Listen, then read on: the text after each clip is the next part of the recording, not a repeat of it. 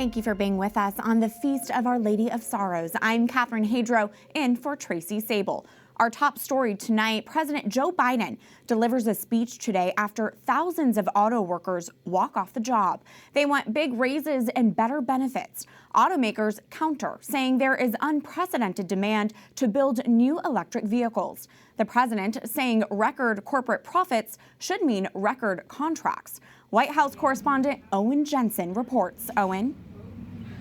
Well, good evening to you, Catherine. President Biden also said auto workers deserve a contract that sustains themselves as well as the middle class. And the United Auto Workers Union went on strike against General Motors, Ford, and Stellantis. And if this strike drags on, could cost you more to buy a car.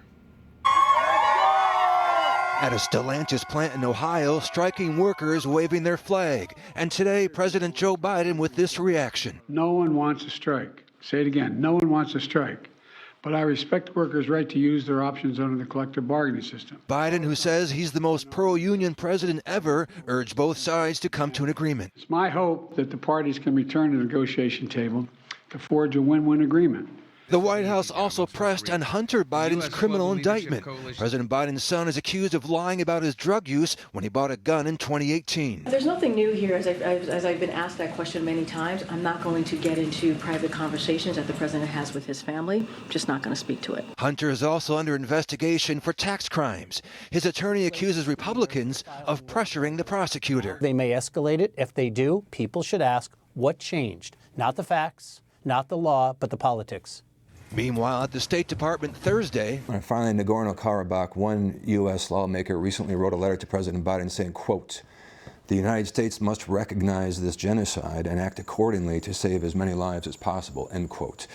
What is the State Department's message to suffering Armenian Christians? That we want the Lachin corridor to be opened immediately. We have made that clear. Secretary Blinken has engaged with the leaders of both Armenia and Azerbaijan to make it clear that we want the Lachin corridor to be opened immediately to address the really dire humanitarian situation in Nagorno-Karabakh. Also tonight, for the second day in a row, Vice President Kamala Harris spoke to college students about abortion, this time visiting North Carolina A&T University. Students for Life responding by saying the Vice President cannot even name one single abortion limit she supports. At the White House, Owen Jensen, EWTN News Nightly.